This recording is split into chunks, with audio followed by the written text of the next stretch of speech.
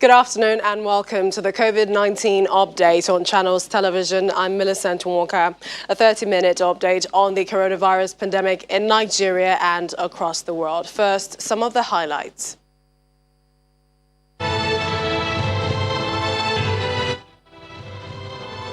Today, number of COVID-19 confirmed cases rises above the 350 mark. The Executive Secretary of Chet Fund joins us on the role of research in resolving the pandemic. The Nigeria Center for Disease Control, NCDC, have their jobs cut out for them this period.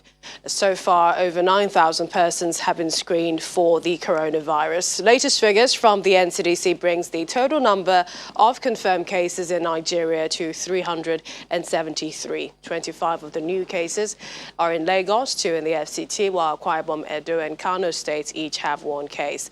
Here's a breakdown of the cases in each of the states, showing Lagos with 214 cases, Abuja 58, Osun 20 cases, Edo State has 16 cases, Oyo 11, 9 in Ogun State, Bauchi and Kaduna have 6 cases each, Akwa Ibom and Katsina 5 cases, Kwara and Kano now have 4 cases, Ondo and Delta 3 each, while Enugu, Ekiti, Rivers each have 2 cases, with Benue, Niger and Anambra recording 1 case each. A total of 99 patients have been discharged. 11 deaths have been recorded.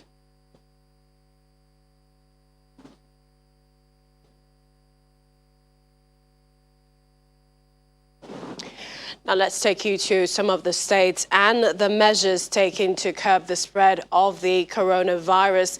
In Adamawa State, about 3,000 vulnerable people are benefiting from palliatives from the wife of the Adamawa State governor. While flagging off the distribution exercise in Yola, Mrs. Lami Fintere discloses that the target is to reach 1,000 households in the first batch of distribution in Yola North. And the governor, Aminus Masari of Katsina State, has directed that indigents returning from case index states or coming back from abroad must be screened at entry points by the health personnel manning the land borders. The State Commissioner for Information, Culture and Home Affairs, Abdul Karim Sirika, told reporters that the courtesy calls also to traditional rulers by the committee have been requested to report the presence of returnees from trips for proper scrutiny by health personnel. And to Yobe State, where the government has announced the total lockdown of borders with immediate effect as part of proactive measures against the spread of the coronavirus. The total lockdown of its borders is for a period of 14 days.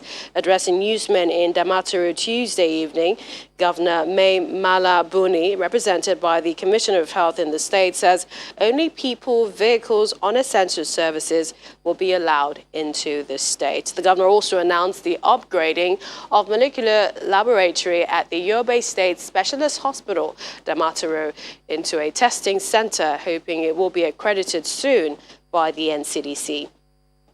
Plateau State government, they've expressed their determination to ensure that all exit and entry points into the state remain closed as directed. The governor, Simon Dalong, made the clarification while inspecting the level of compliance of the lockdown by citizens in Jos Metropolis and some boundary communities in the state. For the Osun State government, it's an extension of the lockdown on the state by another 14 days, effective midnight Thursday, 16th of April 2020. The state governor, stated this in a state broadcast. He also says residents will be able to restock between Wednesday, today, and tomorrow, Thursday. As I talk to you now, my wife is still in there, and my mother-in-law is still in there. So if I'm to write a book, I think I'm going to have, I don't know how many pages I will be writing, but I don't know. Now, remember Mr. Kazim Adedeji, the COVID-19 survivor who was discharged from the Aba Infectious Disease Center. Today's story is not about him, but about his wife, who at the time of that interview was positive, but today is negative, and she is now reunited with her family. The good news again is that his mother-in-law is also expected to be discharged today from the isolation center in Yaba, Lagos. So if you're one of those in doubt about COVID-19, it is real. It's not a life sentence.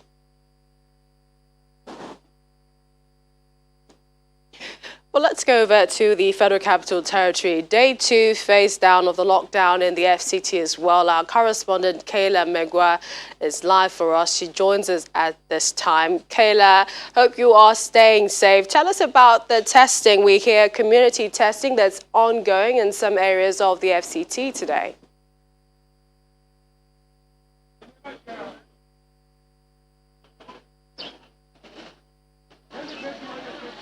Hi, Millicent. Okay, so right behind me, you're seeing residents of Mabushi. And what the Federal Capital Territory Administration is doing is what they're calling community testing. So it's the Public Health Department of the Emergency Response Team in the FCTA. And what they're doing is that they're going to different suburbs and they're doing community testing. So the people that you're seeing behind me have just received the health talk from the FCT administration on COVID-19 and its dangers and ways you can contact it and ways you can keep yourself protected.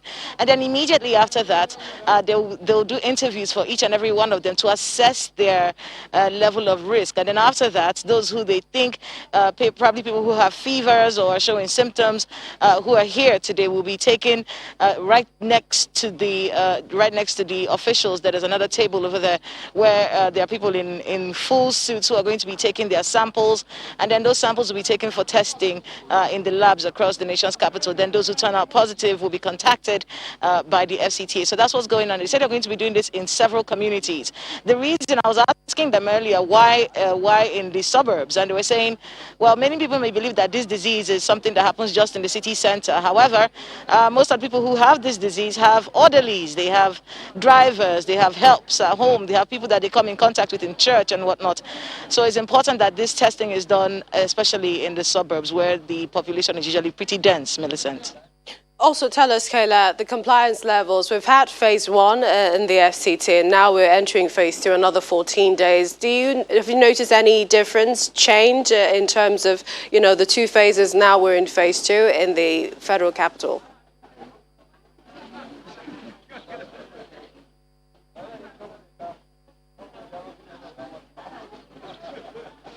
Coming to work today, what I did notice was that the compliance level is very low. I did see many security operatives trying to get people to turn back and go home, trying to regulate the amount of movement. But to be honest, today at least, I didn't see enough compliance, especially coming from places like Gwarimpa and Kubwa. Even here in Mabushi, as we're coming, we saw so many cars outside. Even saw a hold-up in some places. Even at Asokoro as well, saw so many people outside, driving around and then being stopped by security operatives who are trying to find out why you're outside, what essential service are you providing. So basically what I've seen today at least is very low compliance on the part of residents of the nation's capital. Right, Kayla Megwa there from the Federal Capital Territory. Thank you for joining us at this time. Now, since the outbreak of the COVID-19, schools have been shut across the country. And for the first time, the Education Minister joined the Presidential Task Force briefing, where he talked about the ongoing efforts for students in lockdown areas. But is there research ongoing into a solution to all of the problems as a result of COVID-19? Well, now a representative of an education intervention agency responsible for revamping the public tertiary institutions in Nigeria joins us. He's an accomplished scholar, researcher, and the executive secretary of the Tertiary Education Trust Fund, the TED Fund. He joins us via Skype. Welcome, Professor Suleiman Bogoro. Thank you for joining us. Tell us, is there any effort from Nigeria's tertiary institutions, particularly the universities, in the search for solutions to this pandemic? Thank you very much. This is one of the moments we thought we had anticipated, and that is when the research community, the academic community, operating in the larger research community, which involves the private sector, may be called upon to play its role. And when Mr. President addressed the country some few weeks ago, the case was very clear. And if you watched across the world, on the television screens, discussions, at each moment, the experts are invited. And as we know, traditionally, and historically, universities are the leaders of research. And getting to, about antidote of COVID is through research, basically, either for the purpose of prophylactics, any forms of palliative, but ultimately securing a vaccine that we hope may happen soon. And we are aware, we've listened to some of the best of experts across the world, and the world is eagerly waiting for a pronouncement that a certified vaccine by World Health Organization may be announced in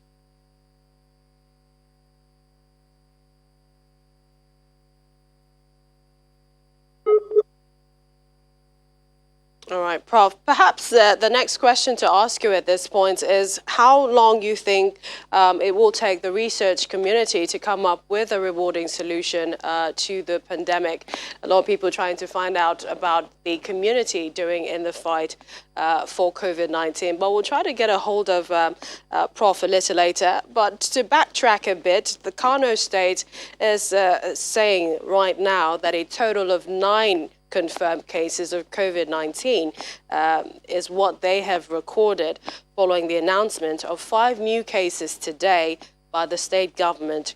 The new cases are said to be contacts of the indexed patient in this state. The NCDC had yesterday confirmed 2 cases, new cases in the state. Now, this confirmation of 5 cases is coming a day before the commencement of lockdown declared by the government to curb the spread of the disease. Already, the government has inaugurated 6 isolation centers to handle cases of COVID-19 in the state. Our correspondent Idris Jibrin has been talking about this and giving us the latest update. Let's get back to our discussion with Professor Suleiman Bogoro, Executive Secretary of TEDFund. I believe we have him now. Sorry we lost you before, but how long do you think it will take the research community to come up with a rewarding solution to this pandemic? Thank you for that question. I can assure you that the research community has not been resting on its oars.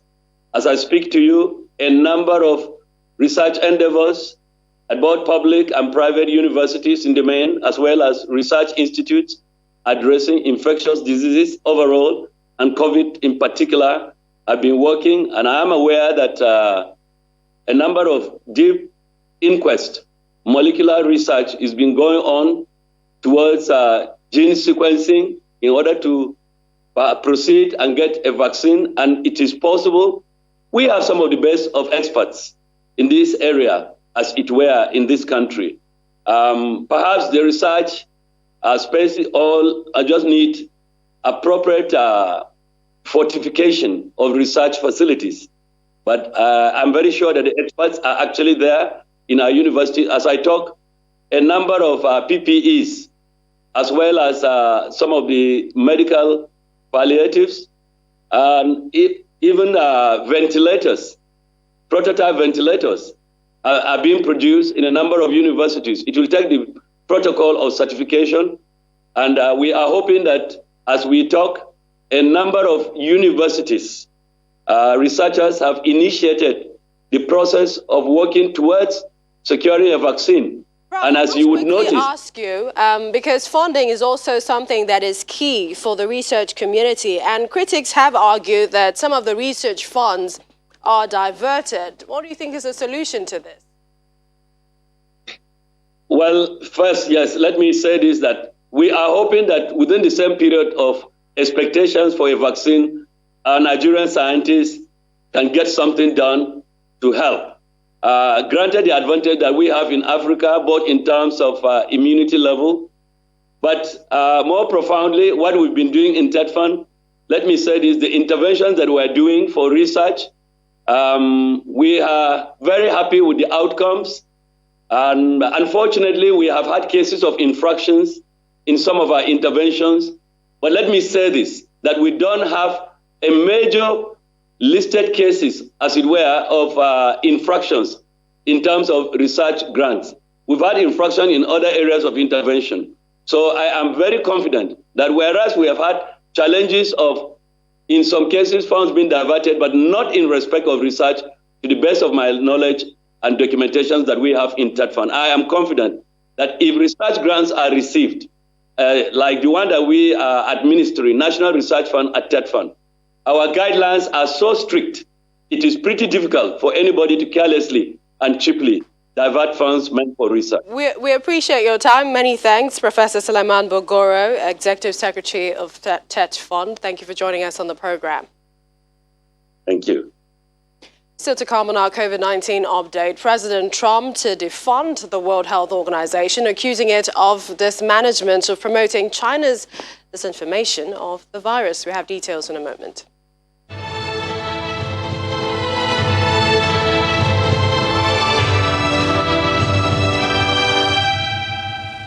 Welcome back. Another guest joins us in our Lagos studios on measures to curbing COVID-19. The Medical Lab Sciences, former National President, Association of Medical Laboratory Sciences of Nigeria, Lagos chapter, Dr. Toyosi Rahim. Thank you for joining us on the program. Thank you for having me. All right.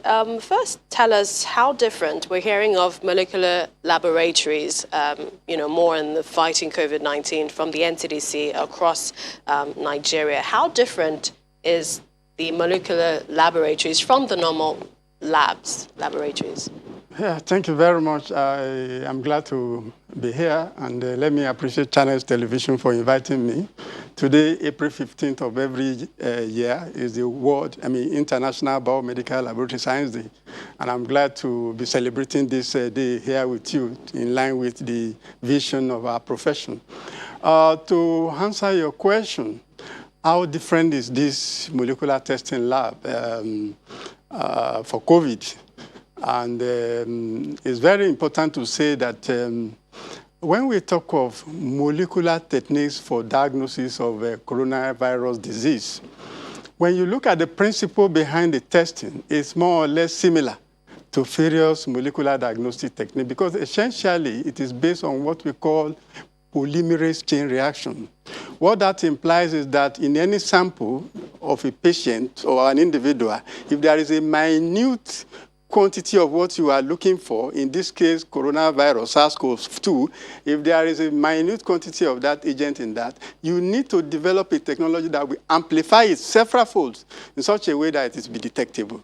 So most of our colleagues globally and in Nigeria, for instance, medical lab scientists, most of our research program, even the undergraduate, postgraduate program, we use molecular-based techniques or technology for most of our thesis.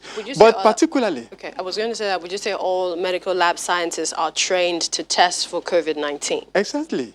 Because at one level or the other, you must have carried out a research work at your level, especially if you are having a research topic that has to do with molecular. And most research topic for our students now and colleagues has to emphasize molecular approach to it. But essentially what we are saying here is that why they are saying that not all labs can do this testing for now, it's not because of lack of the expertise to do it, but because of the approach, the instrument, the equipment that are needed.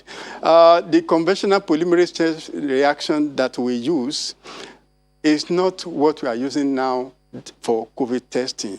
What we use now has gone beyond what we are using, and that is the kind of logistics need that we need to put in place. For instance, the method of amplifying what we are detecting, in which case is the coronavirus SARS-2, is polymerase chain reaction, but it has to is the reverse transcription polymerase chain reaction because it is what we call RNA virus. You have to first of all convert it to DNA, a complementary DNA, and then amplify it. Becoming more technical for us. So that is the technology that we are using currently. Apart from that, you have to have a technology that will make what you have amplified feasible for you to say, yes, this is the organism. So and that is the detection technology. How long does it take to do a foolproof test? What is involved? The procedure for reverse transcription polymerase chain reaction, for a normal cycle of about 30 cycles, because you have to repeat, you have to multiply this several fold. For a cycle of about 30 cycles, it will take between 2 to 3 hours for the procedure to be completed. But remember, we have what we call pre-analytical stage, in which case you collect the sample is transported to the lab, and the processing is completed. But the real PCR technique is between 2 to 3 hours or less, and then the generation of results and dispatch and the validation is what makes it to be within the limit. At least in about 4 or 5 hours, the results are completed. Pre-analytical, the analytical, and the post-analytical. That is what will make it that. So tell us about the nature of COVID-19, that in some cases, people have recorded being negative and later turning out to be positive. Yes, it is possible. The reason for this is that in any infectious disease, there are possibilities. Provided the test was properly done and it was properly validated and is released as negative, putting all the controls in place, and it is negative, it is possible to also have a positive, provided there are 2 or 3 things.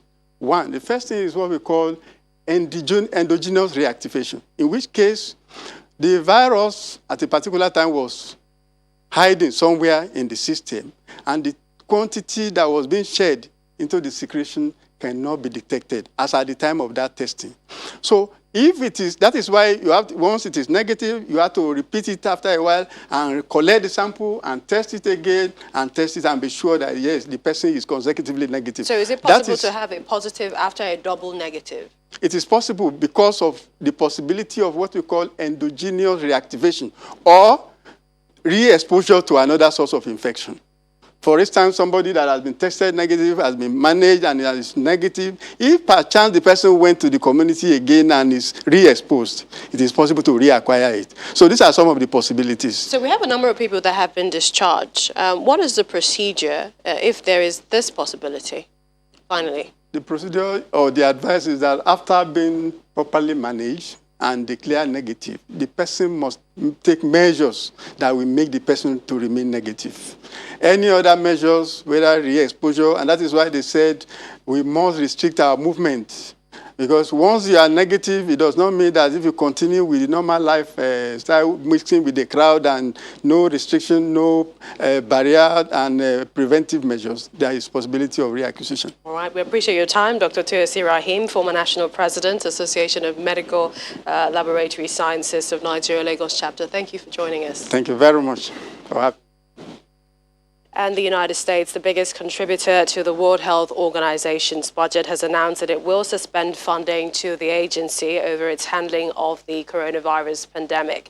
President Donald Trump accuses the body of mismanaging and covering up the spread of the virus after it emerged in China and says that it must be held accountable.